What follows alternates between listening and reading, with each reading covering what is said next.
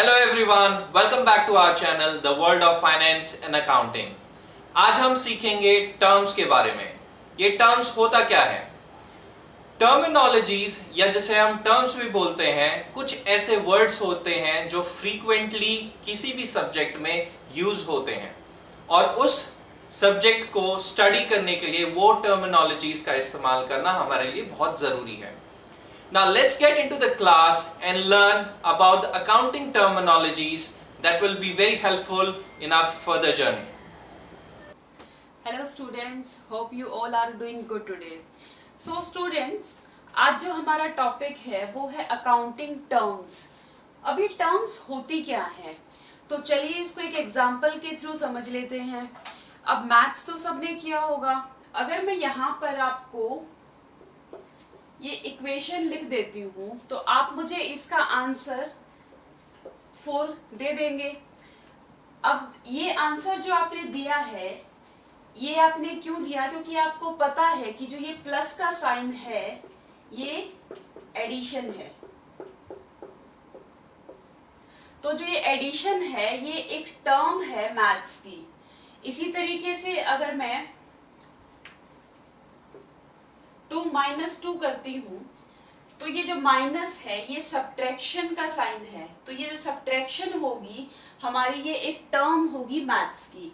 इसी तरीके से मैथ्स के अंदर हमारी और भी बहुत सारी टर्म्स होती हैं, जैसे कि डिवीजन हो गया, मल्टीप्लिकेशन है, या अगर मैं थ्योरम्स की बात करती हूँ तो वहाँ पर रेक्टेंगल आ गया, ट्राइंगल आ गया। तो इसी तरीके से हमारे जैसे मैथ में टर्म्स होती हैं, हमारे अकाउंटिंग के अंदर भी कुछ टर्म्स होती हैं जो कि हम बहुत ही फ्रीक्वेंटली यूज करते हैं। तो आज हम उन्हीं टर्म्स, उन्हीं अकाउंटिंग टर्म्स के बारे में सीखने जा रहे हैं और ये बहुत इम्पॉर्टेंट है क्योंकि इनका अपना एक मीनिंग होता है और अगर हम उस मीनिंग के बारे में ही क्लियर नहीं होंगे तो हमें उस टॉपिक को पर्टिकुलर समझने में डिफिकल्टी होगी। तो उस चीज़ को इजी बनाने के लिए हमारा माइंड क्लियर होना चाहिए कि जिस टर्म की हम बात कर रहे हैं वो एक्चुअल में उसका मीनिंग क्या है। तो लेट्स गेट स्टार्टेड। तो स्टूडेंट्स, जब हम अकाउंटिंग टर्म्स की बात कर रहे हैं तो जो फर्स्ट हमारी टर्म है वो हम अकाउंटिंग ही ले लेते हैं।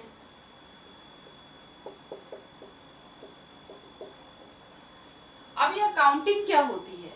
देखिए, अकाउंटिंग की जब हम बात करते हैं तो वो क्या होगी कि आपका आइडेंटिफिकेशन, जो फर्स्ट प्रोसीजर में जो फर्स्ट स्टेप आएगा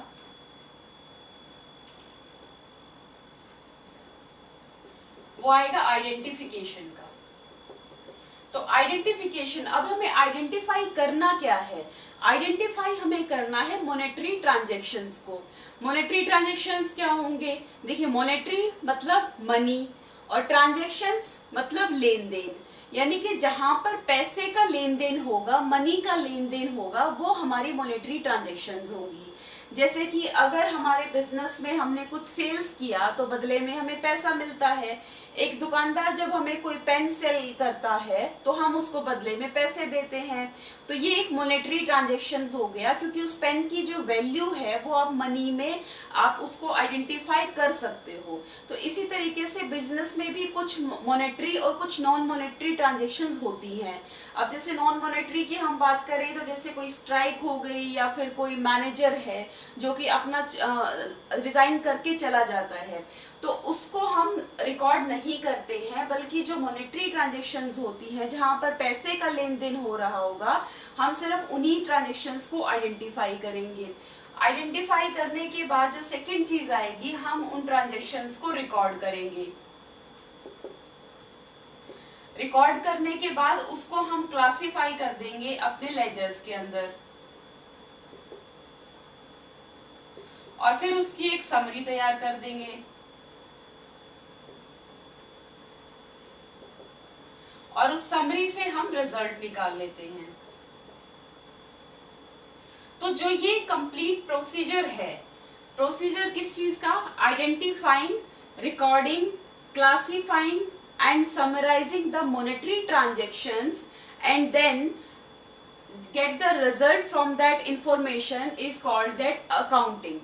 अब क्या हुआ कि हमें monetary transaction को ढूंढना है, उनको रिकॉर्ड करना है डिफरेंट डिफरेंट बुक्स में। जैसे कैश की जो ट्रांजेक्शन्स हैं उनको कैश बुक में डाल देंगे, सेल्स की जो ट्रांजेक्शन्स हैं उनको सेल्स बुक में डाल देंगे, और फिर उसके बाद उसको क्लासीफाई करेंगे, यानी कि अपने लेजर के अंदर पोस्ट करेंगे, और फिर उसकी समरी बनाएंगे, मतलब कि उसका बैलेंस शीट्स बनाएंगे जो हमें बताएगी, बैलेंस शीट्स और प्रॉफिट एंड लॉस अकाउंट्स जो हमें बताएंगे कि हमारे बिजनेस का स्टेटस क्या है, बिजनेस का इस टाइम पे हमारा क्या स्टेटस चल रहा है, हम कितना प्रॉफिट में हैं और हमारे पास कितनी एसेट्स या लाइबिलिटीज हैं। तो उसके बेस पे हम डिसीजन लेते हैं, उसके बेस पे हम रिजल्ट निकालते हैं। तो इसी प्रोसीजर को हम अकाउंटिंग बोलते हैं। तो इसके बाद हमारी नेक्स्ट जो टर्म है वो आ जाती है अकाउंट्स। अकाउंटिंग के बाद हमारी नेक्स्ट टर्म अकाउंट्स लेते हैं हम। अकाउंट्स क्या होता है?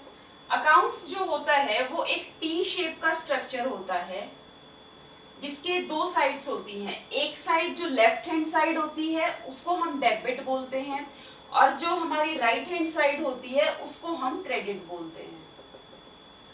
इस टी शेप के स्ट्रक्चर में ही सारी की सारी एंट्रीज जो हैं वो पोस्ट कर दी जाती हैं रिलेटेड टू दैट अकाउंट। अब ये जो अकाउंट है वो थिंग्स या फिर पर्सन के रिलेटेड खोला जाता है।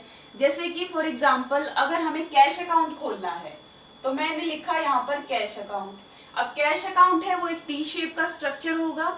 जितना भी कैश हमें बिजनेस में रिसीव होगा, हमें मिलेगा, चाहे वो सेल से है या किसी और ट्रांजेक्शन से है, उसको हम यहाँ पर रिकॉर्ड कर देंगे।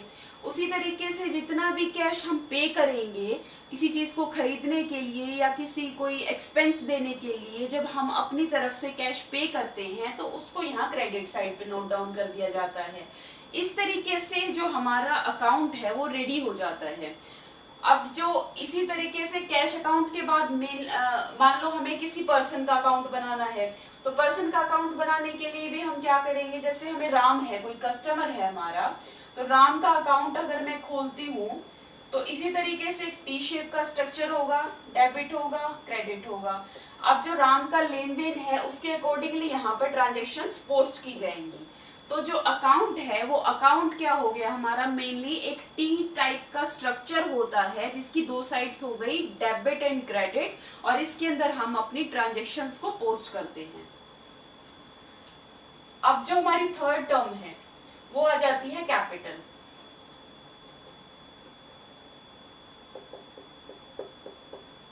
अब कैपिटल क्या होता है? कैपिटल जो होता है वो हमारी वो पूंजी या इन्वेस्टमेंट है जो कि एक ऑनर या बिजनेसमैन जो है वो लगाता है अपने बिजनेस को स्टार्ट करने के लिए। अब देखिए कोई भी जो बिजनेस स्टार्ट होता है तो वो विदाउट मनी तो स्टार्ट हो ही नहीं सकता। कुछ ना कुछ पैसा जो है वो इन्वेस्ट करना ही पड़ेगा, उसके बाद ही जाके आप बिजनेस को रन कर पाते हैं। तो उस जो पैसा इन्वेस्ट किया जाता है ऑनर के थ्रू, जो इन्वेस्टमेंट की जाती है उसको कैपिटल बोलते हैं, और इसको इक्विटी भी बोलते हैं। तो कैपिटल या इक्विटी वो हो गई आपकी जो कि इन्वेस्टमेंट की गई है ऑनर के थ्रू। तो जो इन्वेस्टमेंट की पैसे की वो हमारी कैपिटल या इक्विटी हो गई। अब नेक्स्ट जो टर्म है वो कैपिटल के रिलेटेड ही होती है, वो आ जाती है हमारी ड्राइंग। कैपिटल और ड्राइंग दोनों आपस में इंटर रिलेट करती हैं क्योंकि वो दोनों ही ऑनर से रिलेटेड हो गई। कैसे? देखिए कैपिटल तो हो गया वो पैसा जो कि एक ऑनर ने बिजनेस को स्टार्ट करने के लिए इन्वेस्ट किया था, और ड्राइंग्स होती हैं अगर उसी बिजनेस से कोई ऑनर अपना कुछ पर्सनल यूज के लिए कुछ पैसा या कोई सामान ले लेता है या फिर किसी सर्विस को कंज्यूम करता है तो उसको हम ड्राइंग्स बोलते हैं। अब ये जो ड्राइंग्स हैं इसको हम चलो एक एग्जांपल के थ्रू हम इसको समझने की कोशिश करते हैं। आप लोगों की मार्केट में जाते हो, वहां पर काफी सारे फ्रूट सेलर्स भी होते हैं, वेजिटेबल्स वाले भी होते हैं, जो या शॉप्स भी होती हैं। फॉर एग्जाम्पल एक फ्रूट सेलर की बात करते हैं। राम एक फ्रूट सेलर है। राम ने क्या किया, सुबह 100 रुपीज के फ्रूट्स खरीद लिए, और उसने ये 100 रुपीज के फ्रूट बेचने के लिए खरीदे थे, लेकिन उसने 20 रुपीज के फ्रूट्स जो है वो अपनी फैमिली को दे दिए। तो अब उसके पास 80 रुपीज के फ्रूट्स बच गए जो कि उसने सेल कर दिए और किए उसने 120 रुपीज में। तो जो उसको पैसा मिला था, जो उसको मनी रिसीव हुई है, वो हुई है 120 रुपीज की। तो अब हमने राम से पूछा कि भैया आपका प्रॉफिट कितना रहा, तो उसने बोला कि मैंने 100 रुपीज इन्वेस्ट किया था और अभी शाम को मेरे पास 120 रुपीज है, तो मेरा जो प्रॉफिट है वो 20 रुपीज का है। तो क्या राम ने हमें सही इंफॉर्मेशन दी? नहीं, ये जो प्रॉफिट है ये गलत है, ये 20 रुपीज का नहीं होगा, क्योंकि 100 में से 20 रुपीज का जो फ्रूट्स थे वो तो उसने अपनी फैमिली के लिए दिए थे। तो हम इसके 100 रुपीज में से 20 रुपीज को माइनस करेंगे, उसके बाद ही जो 80 रुपीज है वही उसके बिजनेस के लिए या उसकी जो सेलिंग का जो काम करता था उसके लिए काम आया था। तो उसके अंदर क्या हुआ, उससे उसको 120 रुपीज, उस फ्रूट्स को 80 रुपीज के फ्रूट्स को बेचने के बाद उसको 120 रुपीज मिले थे। तो अब उसको जो 120 में से जो 80 उसने लेस किया अपनी कॉस्ट को, तो उसका जो प्रॉफिट है वो 40 रुपए रहा होगा। तो ये जो है ये करेक्ट इंफॉर्मेशन होगी। तो यहाँ पर क्या हुआ, ये तो उसने थी जो सुबह कैपिटल लगाई थी, और ये जो 20 रुपीज उसने अपनी फैमिली के लिए, अपने पर्सनल यूज के लिए जो 20 रुपीज के फ्रूट्स निकाल लिए थे, ये उसकी ड्राइंग्स बन जाएंगी। तो यहाँ से हम समझते हैं कि जब हमारे बिजनेस में कोई कैपिटल इन्वेस्ट की जाती है, अगर उसमें से जो ऑनर है या जो बिजनेसमैन है वो कुछ उसमें से कुछ अमाउंट अगर अपने पर्सनल यूज के लिए ले लेता है, निकाल लेता है, तो वो उसकी ड्राइंग्स बन जाती हैं और उसको हम उसकी कैपिटल में से लेस कर देते हैं। इसके बाद जो हमारी नेक्स्ट टर्म है वो आ जाती है एसेट्स। अब एसेट्स क्या होती है? एसेट्स यानी कि संपत्ति। एसेट्स वो सारी वस्तुएं होती हैं जो कि एक ऑनर अपनी कैपिटल इन्वेस्ट करने के बाद उस पैसे से बिजनेस को चलाने के लिए खरीदता है। अब देखिए, पैसा तो इन्वेस्ट कर दिया, लेकिन सिर्फ पैसा इन्वेस्ट करने से उस पैसे से ही तो बिजनेस नहीं चलेगा ना। कुछ ना कुछ तो आपको खरीदना भी पड़ेगा, आपको ऑफिस भी लेना पड़ेगा, आपको मशीनरीज लेनी पड़ेंगी, या फिर आपको पेटेंट और कॉपीराइट्स लेने पड़ेंगे अपने बिजनेस को रजिस्टर करवाने के लिए। तो ये सारी जो चीजें होती हैं, फर्नीचर भी लेना पड़ेगा। तो ये जो सारी चीजें हो गई, ये आपकी एसेट्स में आ जाती हैं। तो जिस भी आप जब ऑनर अपने बिजनेस को रन करने के लिए कुछ थिंग्स खरीदता है और कुछ स्पेंड करता है मनी को उस बिजनेस को रन करने के लिए, जो चीजें वो इकट्ठी करता है, उन चीजों को एसेट्स कहा जाता है। नेक्स्ट जो टर्म हमारे पास आएगी वो आ जाएगी लायबिलिटीज। अब लायबिलिटीज क्या होती है? लायबिलिटीज होती हैं हमारे जो दायित्व होते हैं। दायित्व यानी कि कोई चीज जो आपको पे करनी है। देखिए, अब सारी की सारी जो चीजें हमारे बिजनेस में जो ट्रांजैक्शंस हो रहे हैं वो जरूरी नहीं है कि वो कैश बेस पे हो, राइट। कभी कभी हमें उधार भी लेना पड़ता है, हमारे खाते भी चलते हैं, हम कुछ सामान उधार पे लेंगे, कुछ बेचेंगे, ये सब तो एक नॉर्मल बिजनेस में चलता ही रहेगा।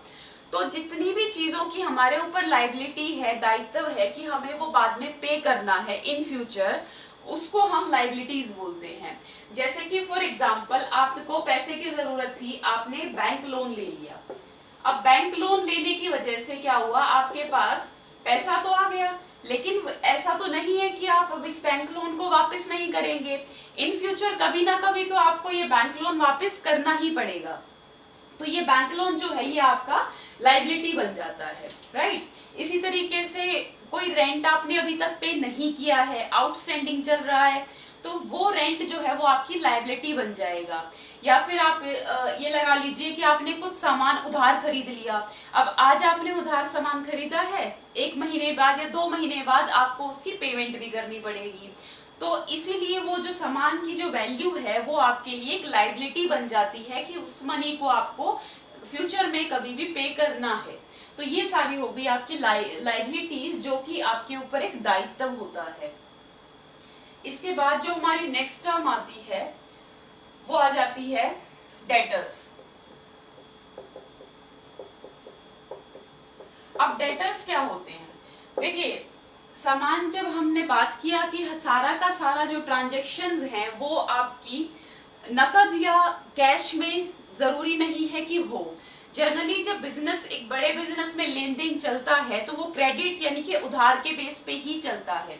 तो उस केस में क्या होता है कि मान लो कोई भी एक पर्सन है, एक एग्जांपल देती हूँ, एक पर्सन है राम। राम ने क्या किया, कुछ सामान सेल कर दिया क्रेडिट पे सामान किया मोहन को। अब क्या होगा, मोहन को उसने सामान बेच दिया उधार पे। अब मोहन ने पैसे जितने भी थे उसके, वो फ्यूचर में वो राम को वापस कर देगा। तो अभी के लिए क्योंकि पैसे नहीं आए हैं, तो अभी जब उधार मोहन ने लिया है तो मोहन जो है वो राम का डेटर बन जाता है। और इसी के साथ एक और टर्म निकल के आती है क्रेडिटर। तो अगर मैं इसमें देखूं तो ये भी हो सकता है कि राम ने भी कुछ सामान उधार लिया हो पहले किसी और से। जैसे कि हम अगर बात करें यहाँ पर तो एक एग्जांपल ले लेते हैं कि शाम से राम ने उधार लिया, परचेज की है और फिर मोहन को बेच दिया। ये सारा का सारा किस पे हुआ, क्रेडिट पे, राइट। तो अब क्या हुआ, सारा का सारा क्रेडिट पे आपने सामान बेच दिया। यहां से राम ने सामान खरीदा था और यहाँ सामान बेच दिया गया है मोहन को। तो जो श्याम है वो राम के लिए क्रेडिटर बन जाएगा क्योंकि उसने क्रेडिट पे सामान खरीदा है, परचेज किया है।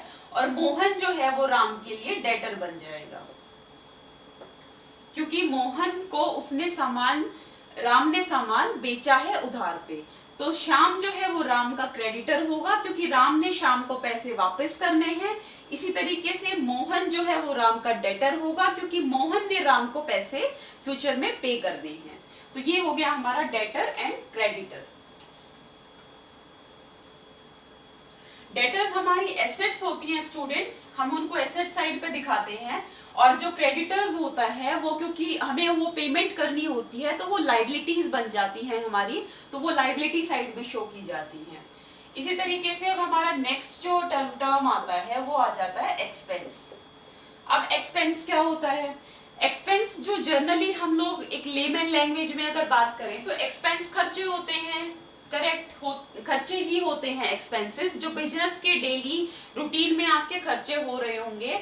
जो कॉस्ट आपकी आती है, जो कॉस्ट इनकरेड की जाती है किस चीज के लिए, selling and producing of goods.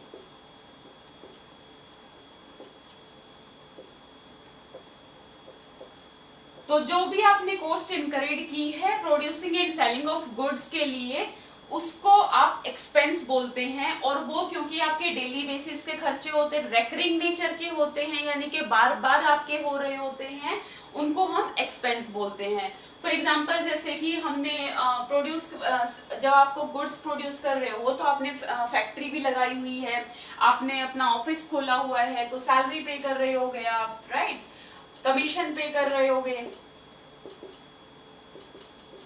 या फिर आप और रेंट पे कर रहे होगे जगह का, या स्टेशनरी यूज हो रही होगी। तो इस तरीके से बहुत सारे खर्चे होते हैं बिजनेस के जो कि रेकरिंग नेचर में डेली बेसिस पे होते रहते हैं और उन्हीं को हम एक्सपेंस बोलते हैं। अब एक्सपेंस के बाद आपका जो नेक्स्ट टर्म आती है वो आ जाती है एक्सपेंडिचर। अब एक्सपेंडिचर क्या होता है, देखिए ये नाम से तो हमें पता चल रहा है कि ये मोर ओवर सेम होता है।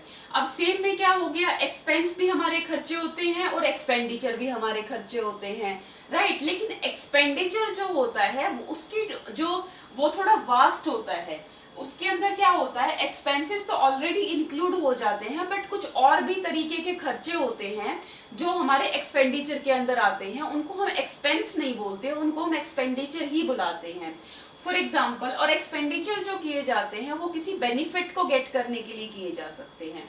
तो फॉर एग्जाम्पल जैसे कि हमारा एक हो गया कैपिटल एक्सपेंडिचर। अब कैपिटल एक्सपेंडिचर में क्या हुआ, हमारा कैपिटल एक्सपेंडिचर के अंदर क्या हुआ, जैसे कि हमने कोई फॉर एग्जांपल एक मशीनरी खरीद ली। अब मशीनरी जब खरीदी है तो उसको फैक्ट्री में इंस्टॉल भी करवाया जाएगा, और इंस्टॉल करने के लिए आपको एक मैकेनिक की जरूरत होगी, तो आप उस मैकेनिक को कुछ ना कुछ तो पैसे पे करेंगे। इसी तरीके से जब उस मशीनरी को आप लेकर आए थे मार्केट से अपनी फैक्ट्री तक, तो रास्ते में आपने किराया भी दिया होगा। लेकिन ये जो खर्चे हैं ये रेकरिंग नहीं है, आपको उस मशीनरी के लिए बार बार नहीं करने, बल्कि वन टाइम किए जाते हैं। तो जब वन टाइम जो खर्चे किए जाते हैं अपनी किसी एसेट्स की क्वालिटी को इंक्रीज करने के लिए या फिर उनको इंस्टॉल करवाने के लिए, तो इस तरीके के खर्चों को कैपिटल एक्सपेंडिचर बोलते हैं। सेकंड जो हमारा आ जाता है वो आ जाता है रिवेन्यू एक्सपेंडिचर। रिवेन्यू एक्सपेंडिचर जो होता है वो क्या होगा, आपका रिवेन्यू एक्सपेंडिचर होगा जो कि आपका रिवेन्यू जनरेट करने के लिए जो भी खर्चे किए जाते हैं। तो इसके अंदर आपके सैलरीज, कमीशन, वेजेस वगैरह जितने भी एक्सपेंसेस थे वो सब इसी के अंदर आ जाते हैं। थर्ड हमारा आ जाता है deferred revenue expenditure. Deferred revenue expenditure क्या होगा? डेफर्ड रिवेन्यू एक्सपेंडिचर वो खर्चे होते हैं जिसका की बेनिफिट हमें आने वाले कुछ सालों तक मिलता रहता है। फॉर एग्जाम्पल, मैंने एक साइन बोर्ड बनवा लिया, एक एडवर्टाइजमेंट बोर्ड जो होता है जिसके ऊपर किसी भी चीज का, फॉर एग्जांपल कोई ट्यूशन सेंटर है या कोई कोचिंग सेंटर है या कोई हॉस्पिटल है, तो वो लोग क्या करते हैं अपने बड़े बड़े साइन बोर्ड्स बनवा लेते हैं और उसको कहीं पर जाकर प्लेस कर देते हैं, राइट। अब जो भी उसमें खर्चा आता है वो वन टाइम होता है, और आने वाले 5 से 6 साल या फिर ज्यादा कुछ आगे ज्यादा सालों तक, फॉलोइंग ईयर्स तक उसका बेनिफिट वो कंपनी या वो सेंटर जो है या वो हॉस्पिटल है वो लेता रहता है। तो उन खर्चों को हम डेफर्ड रिवेन्यू एक्सपेंडिचर बोलते हैं।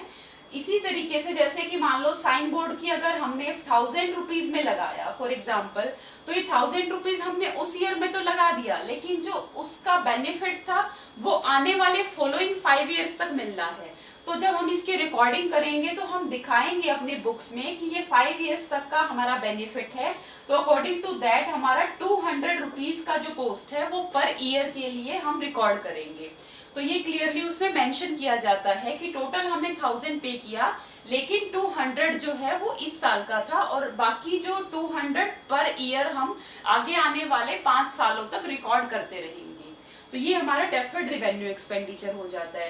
तो जो एक्सपेंसेस थे वो हमारे डेली के बिजनेस के खर्चे थे, लेकिन एक्सपेंडिचर एक वास्ट टर्म होती है, एक बड़ी टर्म होती है जिसके अंदर ये सारे के सारे अलग अलग तरह के एक्सपेंसेस जो है वो इंक्लूड होते हैं। अब हमारी जो नेक्स्ट टर्म आती है वो आ जाती है रेवेन्यू। अब रेवेन्यू क्या होता है? रेवेन्यू को अगर हम जर्नली देखते हैं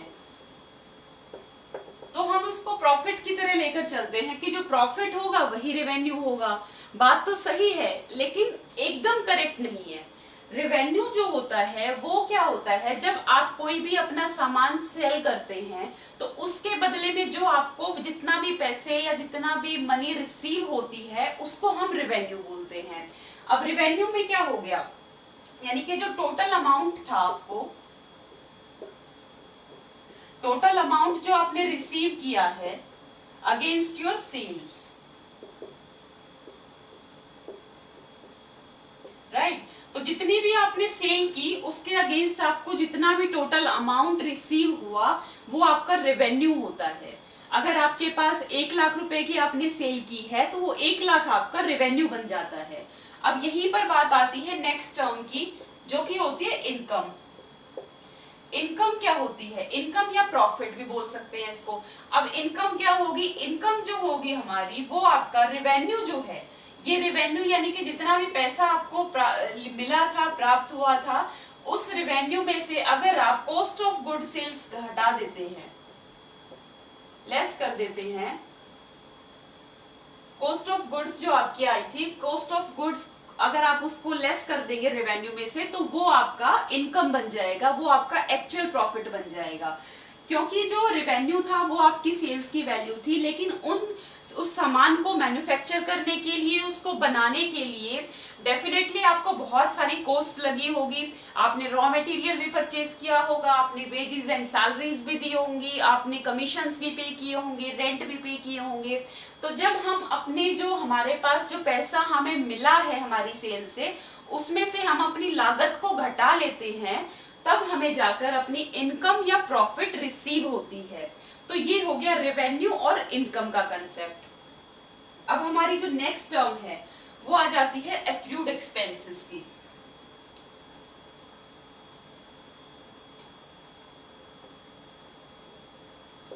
एक्रूड एक्सपेंसेस ये बहुत ही इंपॉर्टेंट होती है, क्योंकि ये जर्नली हमारे बैलेंस शीट के अंदर हम लोग शो करते हैं, तो इसको ठीक से समझना बहुत जरूरी है। एक्रूड एक्सपेंसेस होते क्या हैं? देखो, एक्सपेंसेस जो होते हैं वो होंगे हमारे खर्चे। तो जितने भी हमारे खर्चे हैं उसके अंदर एक्रूड में क्या हो गया, जब उसके सामने एक्रूड लग जाता है तो वो हमारे खर्चे वो होते हैं जिसके लिए हमें पेमेंट तो अभी तक हमने नहीं दी है, पेमेंट जो है वो नहीं दी है, लेकिन सर्विसेज जो है, सर्विसेज हम लोग ले चुके हैं। यानी कि अगर हम देखें कि सर्विसेज यानी कि हमने गुड्स ले लिया है या कोई सर्विस जो थी वो हमने प्राप्त कर ली है, लेकिन अभी तक हम लोगों ने उसकी पेमेंट नहीं की है, वो हो गए हमारे एक्रूड एक्सपेंसेस। जैसे कि आउटस्टैंडिंग रेंट हो गया, आउटस्टैंडिंग रेंट हो गया, राइट। तो आउटस्टैंडिंग रेंट क्या हो गया हमारा, यानी कि हमने मान लो 3 महीने तक अपना रेंट पे नहीं किया, राइट। तो रेंट हमारा खर्चा हो गया, हमारा एक्सपेंस हो गया, हमारे ऊपर लायबिलिटी है कि हमें हर महीने अपना रेंट पे करना होता है। लेकिन यहाँ पर क्या हुआ, हमने 3 महीने हो गए हैं अभी तक रेंट को पे नहीं किया है, लेकिन हर महीने हम उस बिल्डिंग का या उस ऑफिस की जो है वो सर्विस तो हम ले रहे होते हैं। तो इसीलिए यहाँ पर क्या हो गया, ये जो एक्सपेंस हो गया ये हमारा एक्रूड एक्सपेंस बन जाता है। जो आउटस्टैंडिंग रेंट है वो हमारा एक्रूड एक्सपेंस बन जाता है, जिसका मतलब कि हमने वो सर्विस तो ले ली है लेकिन अभी तक उसकी पेमेंट नहीं की है। तो ये हमारा हो गया एक्रूड एक्सपेंसेस। और इसी तरीके से एक आ गई नेक्स्ट टर्म प्रीपेड एक्सपेंसेस। अब ये भी जब एक्सपेंस लग गया है तो खर्चे तो है ही डेफिनेटली, लेकिन इसका प्रीपेड एक्सपेंसेस जो है वो एक्रूड एक्सपेंसेस के एकदम उल्टे होते हैं। इसके अंदर क्या हो गया, प्रीपेड, प्री मतलब पहले, पेड मतलब पेमेंट हो गई है, यानी कि जिन चीजों की पहले पेमेंट हो गई है लेकिन अभी तक वो सर्विसेज हमने नहीं ली है। तो यहाँ पर जो आ गया एग्जाम्पल, फॉर एग्जाम्पल आपने किसी चीज की पहले ही पेमेंट कर दी, एडवांस में रेंट पे कर दिया, तो यहाँ पर क्या हो गया, एडवांस में रेंट पे कर दिया। तो एडवांस में जब हमने रेंट पे किया है तो ये हमने अभी तक वो सर्विस नहीं ली है। फॉर एग्जाम्पल हमने जनवरी के अंदर ही, जनवरी, फरवरी और मार्च 3 महीने का रेंट पे कर दिया, तो लेकिन अभी हमारी जनवरी की हम बुक्स हैं जो मेंटेन कर रहे हैं, उसके खर्चे लिख रहे हैं, तो वहां पे हमारे लिए क्या हो गया कि हमने अगले 3 महीनों का रेंट पे कर दिया है, लेकिन 3 महीने अभी हम रहे तो नहीं है, हमने यूज तो नहीं किया है उस ऑफिस को, तो इसीलिए ये जो खर्चा हो गया हमारा, ये हमारा प्रीपेड एक्सपेंसेस हो जाएगा। यानी कि ऐसा खर्चा जो हमने पहले ही पे कर दिया है लेकिन उसकी सर्विस अभी तक नहीं ली है। तो एक्रूड में हो गया जिसमें हमने service taken but payment not made.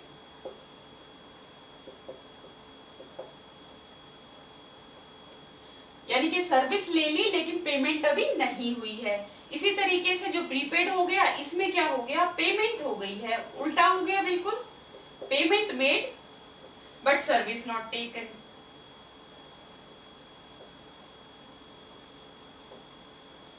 Right, तो ये कंसेप्ट हमारा यहाँ पर क्लियर हो जाता है कि जो एक्रूड होगा वो हमारा सर्विस हमने ले ली है लेकिन पेमेंट अभी बाकी है, तो अगर कोई पेमेंट हमें करनी है तो वो हमारी क्या बन गई, लायबिलिटीज। तो एक्रूड जो एक्सपेंसेस होता है वो हमारी लायबिलिटीज होती हैं, वो हमें पेमेंट करनी है क्योंकि हम वो सर्विस ले चुके हैं।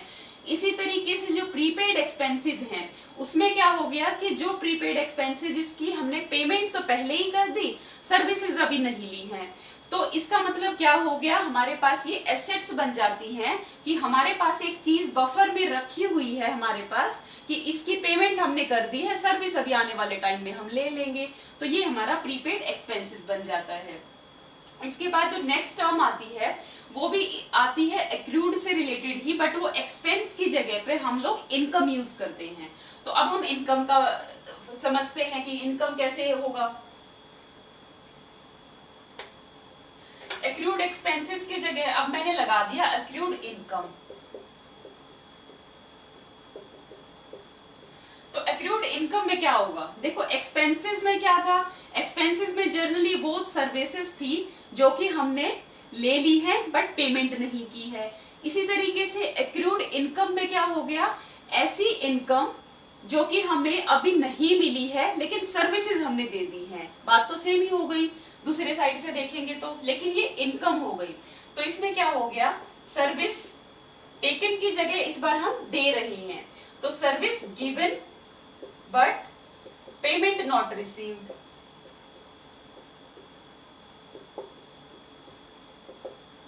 राइट, और इसी तरीके से हमारी हो गई अनअर्न्ड इनकम।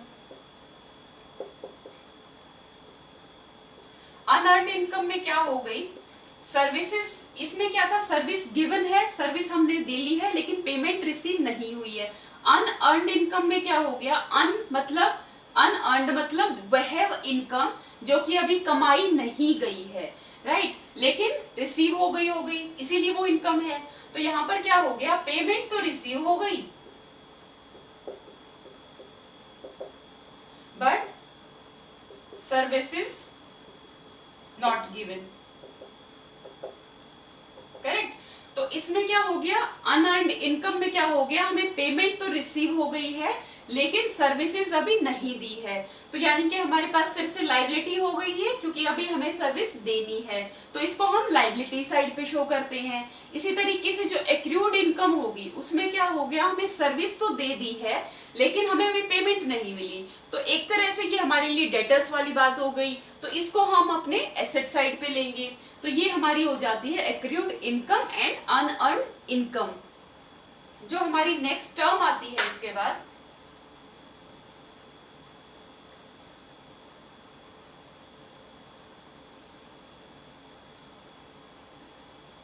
वो आ जाती है बैड डेट्स। अब बैड डेट्स क्या होते हैं, देखिए बैड डेट्स होते हैं, बैड मतलब बुरे, डेब्ट्स होता है जो कि आपको डेटर्स जो होते हैं, यानी कि ऐसे लोग, ऐसे कस्टमर जिनको आपने उधार पे सामान दिया था लेकिन अब वो लोग आपको पैसा देने से मना कर गए हैं, कहीं चले गए हैं, शहर छोड़कर चले गए हैं, राइट। जैसे कि फॉर एग्जाम्पल राम ने क्या किया, राम मोहन से जर्नली डीलिंग करता था, मोहन उसका कस्टमर था, तो राम उसको सामान देता रहता था।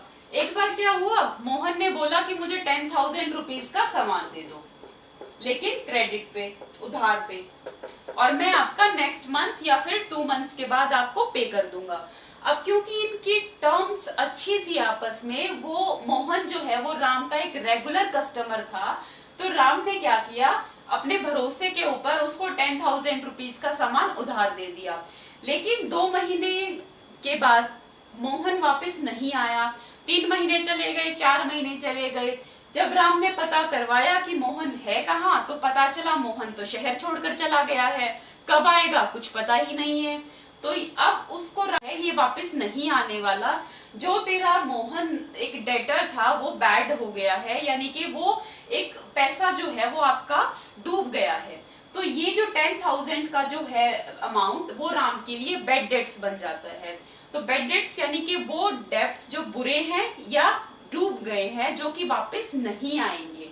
और अगर बैड डेट्स के साथ मैं बैड डेट रिकवर्ड लगा देती हूँ, तो बैड डेट रिकवर्ड में क्या होगा,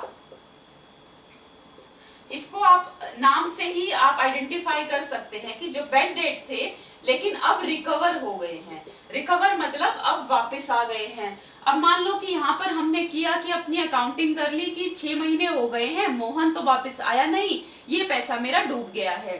तो राम ने क्या किया, 10,000 को बैड डेट्स में डाल दिया, लेकिन क्या हुआ, 7-8 महीने के बाद मोहन वापस आ गया। उसने बताया राम को आने के बाद कि कुछ प्रॉब्लम हो गई थी, इसलिए उसको शहर से बाहर जाना पड़ गया, वो इन्फॉर्म भी नहीं कर पाया। और उसने क्या किया, वो 10,000 रुपीज जो थे वो आकर वापस कर दिए राम को। अब जो ये 10,000 वापस आ गए हैं, यानी कि जो ये बैड डेट्स थे वो वापस रिकवर हो गए हैं, वापस मिल गए हैं राम को, तो ये हमारे बन जाते हैं बैड डेट रिकवर्ड। इसके बाद जो हमारी नेक्स्ट टर्म आती है वो आ जाती है प्रोविजन की।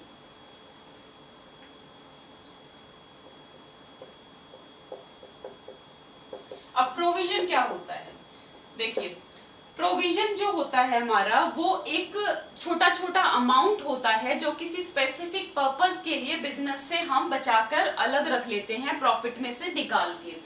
अब जैसे कि इसको एक नॉर्मल एग्जांपल के थ्रू अगर हम बात करते हैं, अब घर पे जब सबकी जो मम्मी होती हैं वो क्या करती हैं, कुछ पैसा अपने अलग से छोटा छोटा अमाउंट सेव करती रहती हैं कि कल को कोई प्रॉब्लम हो जाएगी तो हम लोग इस पैसे को यूज कर सकते हैं, या कोई छोटा मोटा अचानक से कोई खर्चा आ जाएगा जो कि एस्टिमेटेड नहीं है कि हम ये खर्चा हो सकता है, तो उस चीज को क्या करते हैं, वो एक प्रोविजन बना के रख लेती है कि किसी चीज के लिए, जैसे कि मान लो कोई उसको कल को उसने आप लोगों ने कोई गाड़ी खरीदी है, तो गाड़ी के लिए क्या किया, थोड़ा थोड़ा पैसा हमेशा उन्होंने अपने अकाउंट में सेव करके रखा कि कल को अगर अकाउंट गाड़ी में कोई प्रॉब्लम हो जाती है इन केस, तो हम इस पैसे को यूज कर लेंगे और हमारे जर्नली जो हमारे पैसा है यूज करने के लिए उस पर कोई इम्पैक्ट नहीं आएगा। तो थोड़ी थोड़ी सेविंग्स वो अपने प्रॉफिट में से बचाकर अलग से रख लेती हैं। इसी तरीके से बिजनेस के अंदर क्या होता है कि जो कि आपके नोन होते हैं, नोन आपके ट्रांजेक्शन्स होते हैं, जैसे कि एक एग्जांपल लेती हूं मैं कि बैड डेट्स हैं हमारे। अब अगर हमारे पास डेटर है, हमारे अगर हमने उधार पे सामान दिया है तो चांसेस हो सकते हैं कि वो उनमें से कुछ पैसा वापस आएगा और कुछ नहीं आएगा।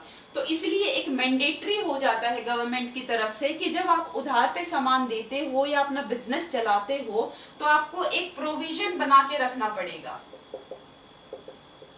प्रोविजन फॉर बैड डेट्स बोला जाता है उसको। तो इसका मतलब ये है कि हम थोड़ा थोड़ा अमाउंट अपने प्रॉफिट में से निकाल लेंगे, कल को अगर कोई डेटर वापस नहीं आता तो उसका ज्यादा लॉस बिजनेस पे नहीं पड़ता, उसको उस लॉस को फिर उस प्रोविजन वाले अमाउंट से हम लोग कवर कर लेते हैं।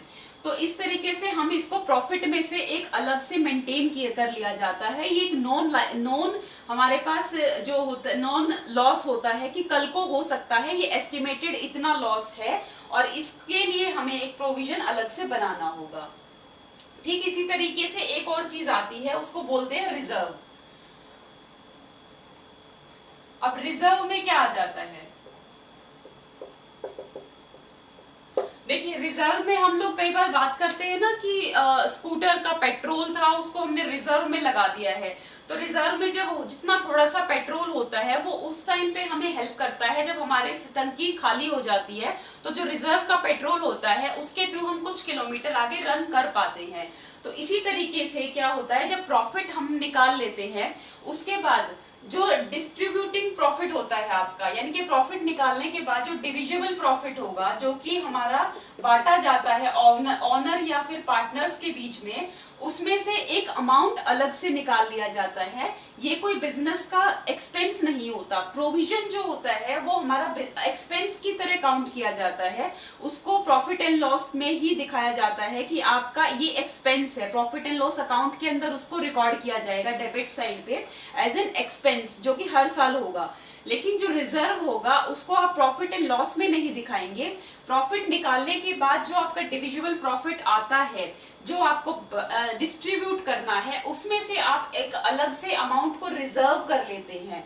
उस रिजर्व वाला जो अमाउंट हम रिजर्व करेंगे उसको एक अचानक आने वाली और जो नॉन एस्टिमेटेड लाइबिलिटीज हो जाती है, जैसे कि वर्कमैन कंपनसेशन फंड हो गया, यानी कि कोई किसी भी तरीके की कोई मजदूर में या कोई दुर्घटना हो गई और आपको उसको एकदम से कुछ पैसा पे करना पड़ गया, या फिर आपको अपने कुछ डिविडेंड्स वगैरह हैं उनको आपको इक्विलाइज करना पड़ गया। तो इस तरीके से जो एकदम से जो खर्चे आते हैं जो कि एस्टिमेटेड नहीं होते, आप उन लॉसेस को या फिर उन लायबिलिटीज को यहाँ से पे कर सकते हैं।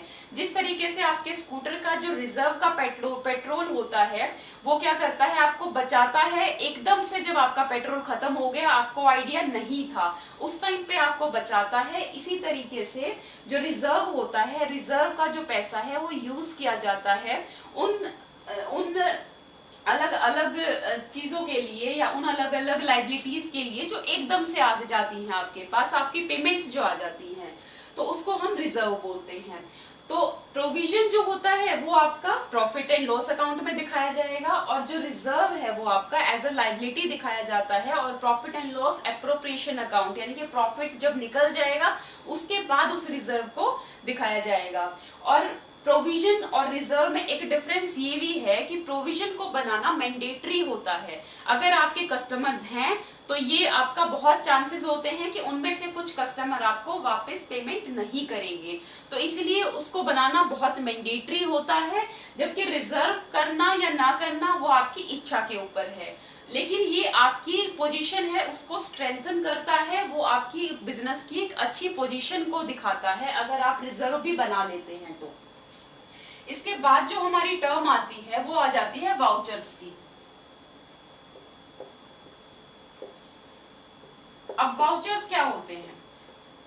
हमने कई बार सुना होगा कि जब कोई सामान आप लेकर आते हो कहीं से कि वाउचर मिल गया है, तो वाउचर जो होते हैं वो फर्स्ट डॉक्यूमेंट्स होते हैं, छोटी छोटी स्लिप्स होती हैं जिसके अंदर एक एक ट्रांजैक्शन जो होता है बिजनेस का वो रिकॉर्ड किया जाता है।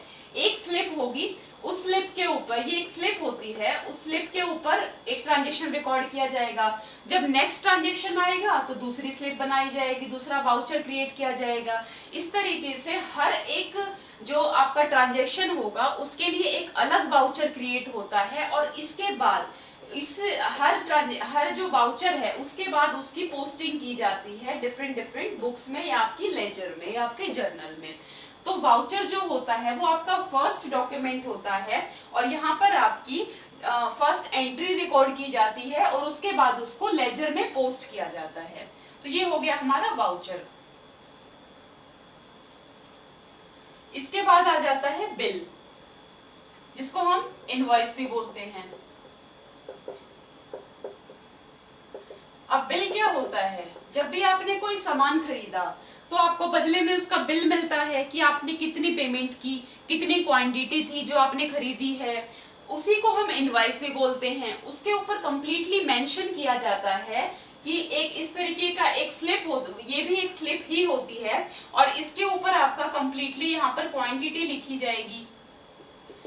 जैसे कि आपने फॉर एग्जांपल फैंस खरीदे हैं, तो आपको 4 फैंस खरीदे हैं और वो आपको 5,000 रुपीज के कॉस्ट उसकी आई है, और आपने जहां पर खरीदी है यहाँ पर उसका कंपनी का नाम होता है XYZ कंपनी, डेट लिखी होती है। इस तरीके से आपका यहाँ पर टोटल अमाउंट आ जाता है जो आपने पे किया है 5,000 रुपीज।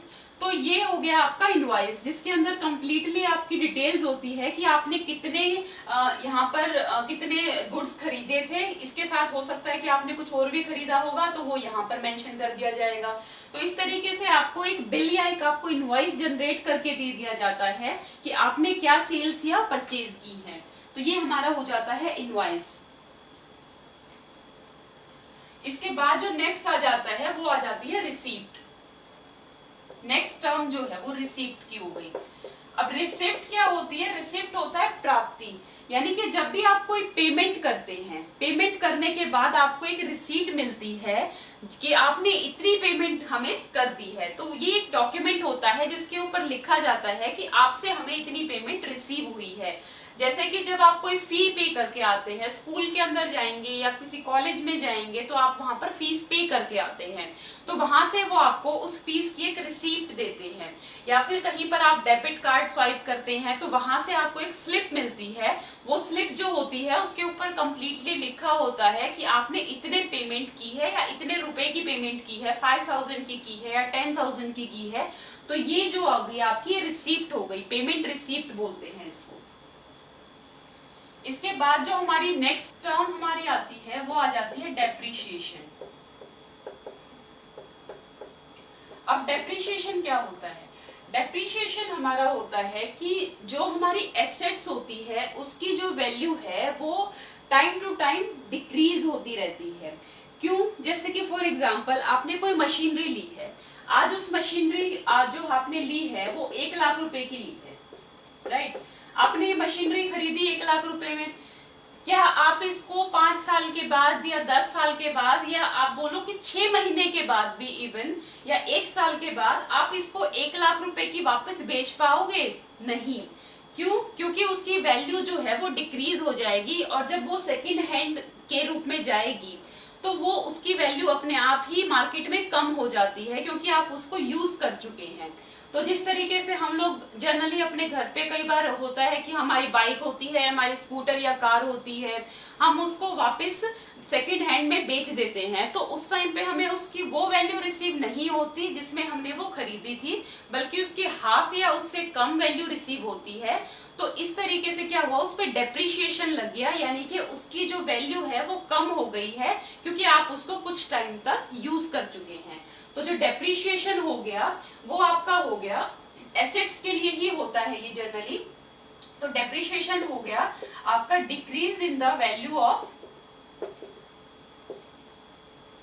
Of assets.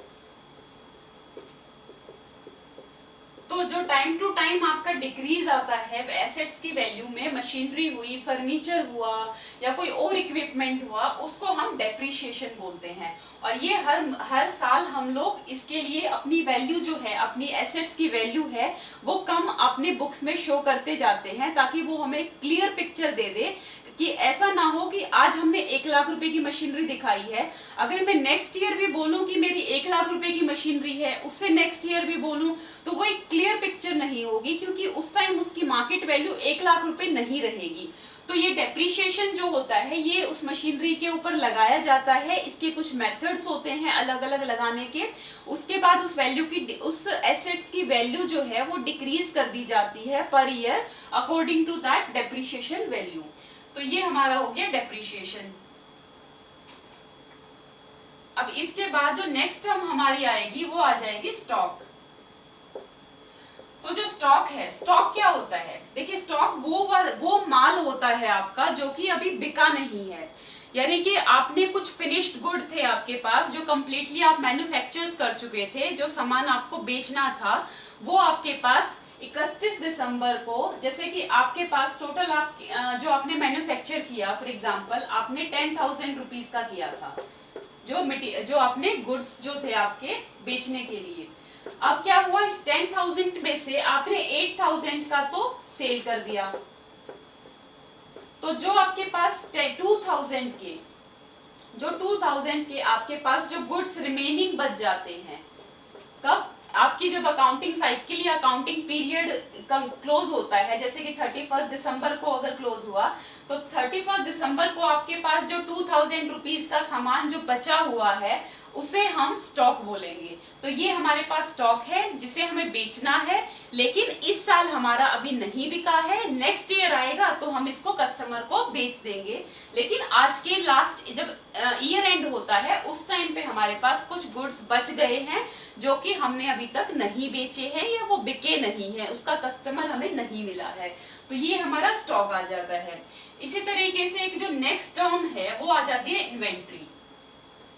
अब जनरली जो होता है हम लोग क्या करते हैं, इन्वेंट्री और स्टॉक उसको एक सेम चीज मानते हैं, लेकिन जब अकाउंटिंग की टर्म होती है तो अकाउंटिंग की टर्म में स्टॉक और इन्वेंट्री में थोड़ा डिफरेंस होता है।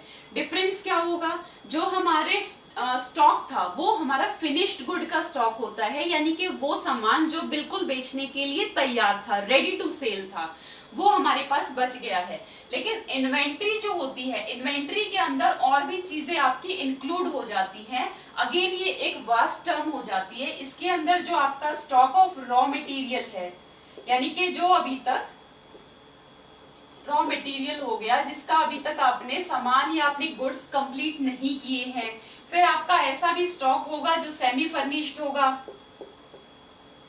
सेमी फर्निश्ड मतलब जो कि आपका आधा सामान बना है जो आप गुड्स बनाते हैं। फॉर एग्जाम्पल अगर आपका बिजनेस है कोई मशीन बनाने का, तो आपने जो रॉ मटेरियल आप जो अलग अलग पुर्जे लेकर आए हैं, फॉर एग्जाम्पल आपको कार बनानी है, राइट। तो कार जब मारुति हमारी ये कार बनाती है, तो जब मारुति के पास क्या होगा, वो अलग अलग स्पेयर पार्ट्स खरीदती है और अपने कुछ मैन्युफैक्चर भी करती है। तो इस तरीके से जब कुछ उसके पास रॉ मटेरियल होता है, उस रॉ मटेरियल को एक कंप्लीटली प्रोसीजर के अंदर लाया जाता है और उसको एक कंप्लीट कार बना के आपके मार्केट में सेल कर दिया जाता है। तो उसके पास क्या होगा, कुछ रॉ मटेरियल्स पड़ा होगा जिसको अभी तक उसने स्टार्ट नहीं किया है कार बनाने के लिए। कुछ ऐसा भी सामान होगा जो 31 दिसंबर को जिसकी हाफ कार्स बन चुकी होंगी, बट वो कार अभी उसकी डेंटिंग पेंटिंग या फिर कुछ और चीजें उसके अंदर लगानी है, कुछ इंस्ट्रूमेंट्स लगाने हैं, अभी बचे हुए हैं, यानी कि वो सेमी फर्निश्ड गुड हैं, वो अभी बेचने के लिए तैयार नहीं है। और थर्ड जो हो गया आपका स्टॉक, जो कि आपका फिनिश्ड गुड का हो गया। तो इस जो इन्वेंट्री होती है वो आपकी इन सबको मिलाकर बनती है, यानी कि इन्वेंट्री एक वास्ट टर्म हो गया जिसके अंदर आपका स्टॉक तो आ ही गया, लेकिन स्टॉक आपका हर तरीके का आ गया। उसमें इन्वेंट्री में आप रॉ मटेरियल वाला भी काउंट करेंगे, आप सेमी फर्निश्ड का भी काउंट करेंगे एंड फिनिश्ड गुड का भी काउंट करेंगे। लेकिन अगर मैं सिर्फ स्टॉक की बात कर रही हूँ तो स्टॉक की बात में आपके सिर्फ फिनिश्ड गुड होते हैं जो कि रेडी टू सेल होते हैं। तो ये हमारे स्टॉक और इन्वेंट्री का आपका मेन डिफरेंस रहता है। उसके बाद जो नेक्स्ट टर्म हमारी आती है वो आ जाती है रिकंसिलिएशन की। रिकंसिलिएशन क्या होता है, देखो रिकंसिलिएशन यानी कि रिकंसाइल करना, यानी कि मैचिंग करना, राइट। अब मैचिंग करना, क्या मैचिंग करना, क्वेश्चन उठता है यहाँ पर कि क्या मैचिंग करनी है। तो देखो मैचिंग क्या होती है, आपकी कहीं भी किसी भी बिजनेस के अंदर दो पार्टीज जरूर होती हैं, चाहे वो आपकी जर्नली आप एक कस्टमर और एक बैंक को ले लीजिए, या फिर आप एक जर्नली आप जैसे कि पेप्सी कंपनी है, पेप्सी कंपनी के जो कस्टमर्स होंगे, पेप्सी जहां जहां पर अपना सप्लाई करती है, अपना जो इसके कोल्ड ड्रिंक्स होती हैं वो एमटीआर्स को सप्लाई करती है। और एमटीआर्स क्या होंगे, जैसे स्पेंसर्स हो गया, रिलायंस हो गया, इस तरीके से अलग अलग उसके एमटीआर्स चेन्स होंगी, यानी कि उसके अलग अलग जो रिटेल मार्केट होंगे, रिटेल कस्टमर्स होंगे, तो वो उनको सप्लाई करेगी। तो क्या होगा कि दोनों बिजनेसमैन हो गए, पेप्सी भी हो गया और फॉर एग्जांपल आपका रिलायंस भी हो गया, रिलायंस ट्रेंड में जब वो पेप्सी सप्लाई कर रही है। तो क्या हो गया, यहाँ पर आपका एक कंपनी हो गई पेप्सी, दूसरी कंपनी हो गई यहाँ पर रिलायंस। तो पेप्सी जो है यहाँ पर सप्लाई कर रही है रिलायंस को, तो पेप्सी भी एक बिजनेस हो गया और रिलायंस का अपना एक बिजनेस हो गया। तो रिलायंस का जो रिलायंस ट्रेंड है वो क्या करेगा, वो अपने अकाउंट्स मेंटेन करेगा, अपनी बुक्स मेंटेन कर रहा है और उसके अंदर उसने पेप्सी का अकाउंट खोला हुआ है। इसी तरीके से पेप्सी है जो उसने अपना अकाउंट जो है रिलायंस का खोला हुआ है, तो वो अपनी बुक्स मेंटेन कर रहा है। अब क्या हो गया कि अगर पेप्सी ने 10,000 रुपए की कोल्ड ड्रिंक सप्लाई की है रिलायंस को, तो रिलायंस की बुक्स में भी वो 10,000 रुपए की ही रिकॉर्डेड होनी चाहिए। लेकिन कई बार होता क्या है कि पेप्सी की जो बुक्स आपको दिखा रही हैं कि 10,000 रुपीज का सप्लाई हुआ था और इतने की पेमेंट आनी है, उतना आपका रिलायंस वाले की बुक्स में बैलेंस नहीं होता। रिलायंस बोल रहा है कि मेरे पास जो बैलेंस है वो 8,000 रुपीज है। अब यहाँ पर जो ये मिसमैच हुआ है 10,000 से 8,000 दोनों की बुक्स में जब सप्लाई हुई है तो सेम होना चाहिए, रिकंसाइल होना चाहिए, इनकी मैचिंग होना चाहिए। लेकिन वो बोल रहा है कि मेरे अकॉर्डिंगली जो मेरा रिलायंस का बैलेंस है वो 10,000 रुपीज है, रिलायंस बोल रहा है कि मुझे पेप्सी को 8,000 पे करने हैं। तो जो ये 2,000 का जो मिसमैच हुआ है इसको रिकंसाइल करना, इसके लूप होल्स ढूंढना कि ये इतना डिफरेंस 2,000 का क्यों आ रहा है, ये हमारा रिकंसिलिएशन होता है।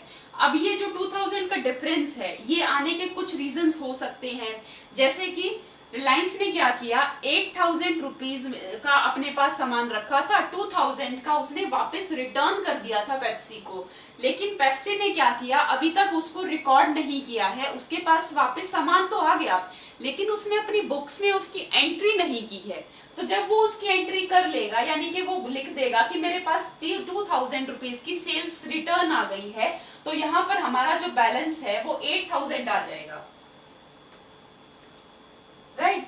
तो जब यहाँ पर 8000 से 8000 हमारा मैच हो जाएगा तो हमारी स्टेटमेंट जो हमारी दोनों की जो बुक्स हैं और जो स्टेटमेंट्स है वो रिकंसाइल हो जाएंगी। सेम इसी तरीके से अगर मैं जैसे बैंक की बात करूं तो बैंक में क्या होता है कि हमारे पास मान लो एक मोहन करके एक कस्टमर था, या पेप्सी ही ले लेते हैं। मान लो पेप्सी ने क्या किया, बैंक से कुछ उसका बैंक के अंदर अकाउंट है, राइट। तो किसी भी बैंक के अंदर उसका अकाउंट है, तो जो पेप्सी जो है उसने अपनी क्या किया हुआ है, अपनी एक बैंक की जो बैंक अकाउंट खोला हुआ है अपने बुक्स के अंदर, उसने अपना बैंक अकाउंट मेंटेन किया हुआ है। और इसने क्या, ये सेम जो बैंक है अगर उसने मान लो एसबीआई बैंक है उसके अंदर खोला हुआ है, एसबीआई बैंक ने क्या किया हुआ है, अपने पास उसका पेप्सी का अकाउंट चल रहा है, उसकी बुक्स चल रही हैं। अब जो पेप्सी है वो बोल रहा है कि मेरे जो अकाउंट में या मेरे बैंक में जितना मैंने पैसा डिपॉजिट किया हुआ है, वो जो डिपॉजिट मेरा पैसा है वो टोटल मिलकर 50,000 रुपीज का है, राइट।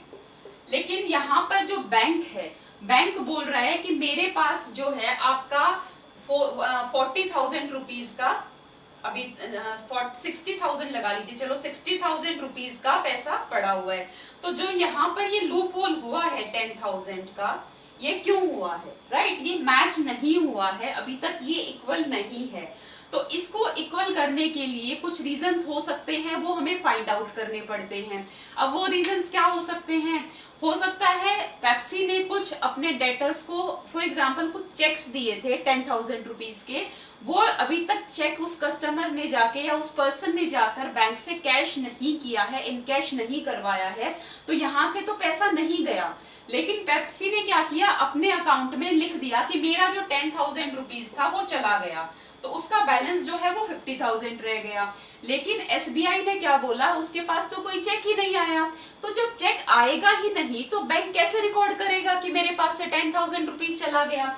तो यहाँ पर क्या होगा, पेप्सी क्या करेगी, उस डेट को जो क्लोजिंग डेट होगी वहां पर उस 10,000 को वापस ऐड कर लेगी, क्योंकि ये जो चेक था ये अभी प्रेजेंट नहीं हुआ है बैंक के अंदर। तो ये क्या करेगी, अपनी बुक्स को यहाँ पर 10,000 रुपीज जो है 50,000 में ऐड करेगी, और यहाँ पर इसका क्या होगा, 60,000 बैलेंस हो जाएगा। और यहाँ से बैंक जो है हमारा वो 60,000 बैलेंस दिखा रहा है। तो यहाँ पर हमारी स्टेटमेंट जो है रिकंसाइल हो जाएंगी, यानी कि दोनों की दोनों स्टेटमेंट्स मैच हो जाएंगी। तो इस तरीके से किसी भी दो पार्टीज का नंबर्स ऑफ रीजंस जो होते हैं वो अलग अलग होते हैं। फॉर एग्जाम्पल पेमेंट आपकी कर दी गई है, कस्टमर ने आपकी पेमेंट कर दी, कस्टमर ने तो रिकॉर्ड कर दिया कि मैंने पेमेंट कर दी है, लेकिन जो आपकी कंपनी है उसने उसको रिकॉर्ड नहीं किया कि हमें पेमेंट रिसीव हो गई है। तो उसको वो पेमेंट रिसीव जो है वो रिकॉर्ड करनी पड़ेगी, तब जाके उनकी स्टेटमेंट्स मैच होंगी। तो यहाँ पर रिकंसिलिएशन क्या होता है, रिकंसिलिएशन होता है कि मैचिंग करना दो अलग अलग पार्टीज के अकाउंट बैलेंसेस को और उनको एक सेम पेज पे इक्वल करना, और अगर वो इक्वल नहीं है तो उन रीजंस को फाइंड आउट करना और फिर उन रीजंस को वहां से रिमूव करना। जो रिकॉर्डिंग नहीं हुई है उनको रिकॉर्ड करना, और अगर कोई एक्स्ट्रा चीज रिकॉर्ड हो गई है तो उसको लेस कर देना। तो ये हमारा रिकंसिलिएशन बन जाता है। इसके बाद जो हम बात करते हैं वो आ जाती है अकाउंट रिसीवेबल के बारे में। अकाउंट रिसीवेबल क्या होता है, अब देखिए, जब रिसीवेबल जो अकाउंट जो जनरली हमारे अकाउंट्स होते हैं, जो हमने टी शेप्स अकाउंट्स खोले थे, और रिसीवेबल क्या हो गया, जो चीजें हमें रिसीव होनी है, यानी कि जो डेटर्स हमारे बन गए, जितना भी अमाउंट रिसीव होना है। तो जब हम अकाउंट रिसीवेबल की बात करते हैं तो ये हमारे लिए एसेट्स बन जाती हैं, क्योंकि ये पैसा हमें अभी रिसीव होना है, राइट। डेटर्स की तरह ही ये काम करता है। तो इसमें क्या होगा, बहुत सारे आपके नंबर ऑफ इनवाइसेस होते हैं जो कि आपके डेली ट्रांजैक्शन के बेस पर आपके इनवाइसेस जनरेट होते हैं, लेकिन वो क्रेडिट पे होते हैं, वो पैसा उन इनवाइसेस का हमें रिसीव होना होता है। इसीलिए वो जितने भी नंबर ऑफ इनवाइसेस होते हैं वो आपका एआर या फिर अकाउंट रिसीवेबल बोला जाता है, उसको अकाउंट रिसीवेबल के अंडर आपको मेंशन करना होता है। तो वो सारा का सारा आपको एज ए एसेट्स होता है, उसका पैसा आपको फ्यूचर में मिल जाता है। नेक्स्ट टर्म जो हमारी आती है वो आ जाती है अकाउंट्स पेएबल की।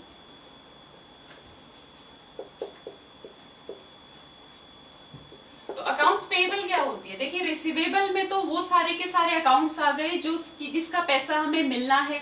इसी तरीके से जो पेबल यानी कि जो पे करना है, तो हमारा जो सामान हम क्रेडिट पे खरीदते हैं, उधार पे खरीदते हैं, उसके अगेंस्ट हमें बहुत सारे इनवॉइसेस मिलते हैं, बहुत सारे हमारे क्रेडिटर्स होते हैं। तो जितने भी हमारे अकाउंट्स होते हैं जो कि हमें पे करने हैं, वो नंबर ऑफ अकाउंट्स का जो कलेक्शन होता है वो हमारा अकाउंट्स पेएबल के अंडर आता है। तो ये हो गया अकाउंट्स पेएबल, और इसको हम एपीवी बोलते हैं, अकाउंट्स पेएबल। तो ये हम अकाउंट रिसीवेबल एआर हमारा हो गया एसेट्स, और जब पेएबल की बात आ गई तो पेमेंट जो हमें करनी है, तो इसका मतलब लायबिलिटीज हो गई। ये हमारा दायित्व बन गया कि हमें उनको पे करना है।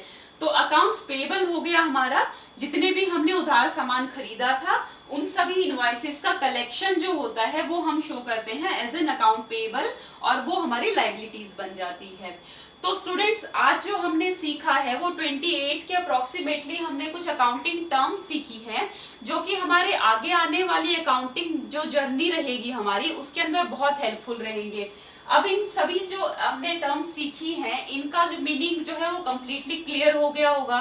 तो जब भी हम इनके बारे में बात करेंगे या कोई कंसेप्ट देखेंगे, तो जब भी हम बात करेंगे इन टर्म्स के बारे में, तो हमें पता होगा कि एक्चुअल में इन टर्म्स का मीनिंग क्या है, और इन सब के बारे में और ज्यादा डिटेल में हम आगे आने वाली क्लासेस में सीखते रहेंगे। तो आज के लिए हम अपनी क्लास यहीं पर फिनिश करते हैं। Hope you liked today's video about the accounting terminologies. Click on the like button, share it, subscribe it, and press on the bell icon to get the latest updates from our channel. Also, if you want us to cover any specific topic, mention into the comment box below. तब तक के लिए जय हिंद, जय भारत।